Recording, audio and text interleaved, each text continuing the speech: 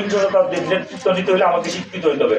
আমাকে এই বিশ্ব নারী দিবস, এই বিশ্বের প্রত্যেকটা চ্যালেঞ্জের সাথে আমাকে এটাকে ব্যবহার করতে জানতে হবে, এটাকে আমাকে নিতে হবে, আমাকে ধারণ করতে হবে।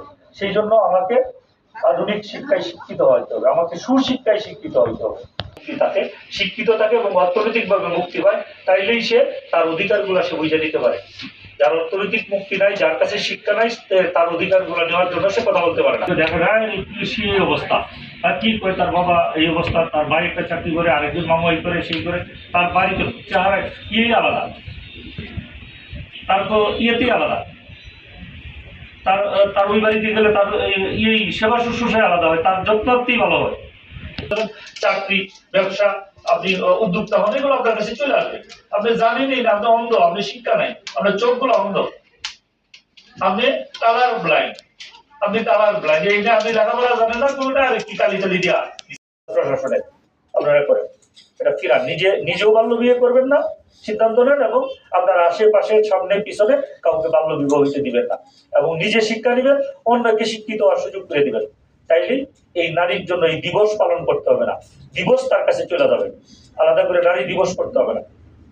সকলকে ধন্যবাদ জানাই। এবং এই অনুষ্ঠান দিয়েছে, আমার সেক্রেটারি কাছে চিঠি দিয়েছে, তার স্মরণ নেই, এই জন্য দেরিতে আসার কারণে আমি দুঃখ প্রকাশ করছি।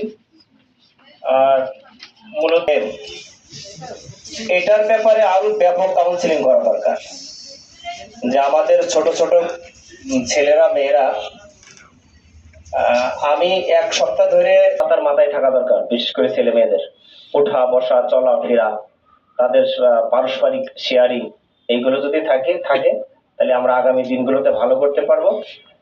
অনেক কথাই বলেছি, আমি নতুন করে আর কথা বাড়াতে চাইছি না, কারণ যা কিছু বলবো সবই আমাদের সম্মানিত অতিথিবৃন্দের বক্তব্যের মধ্যে চলে আসছে। এর পক্ষ হতে আপনাদের সকলের প্রতি আমি আন্তরিক কৃতজ্ঞতা জ্ঞাপন করছি।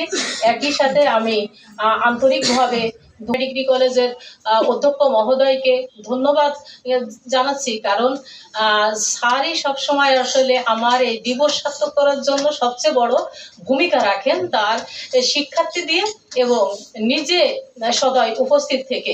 এবং আমি আন্তরিক ধন্যবাদ জ্ঞাপন করছি আমাদের সম্মানিত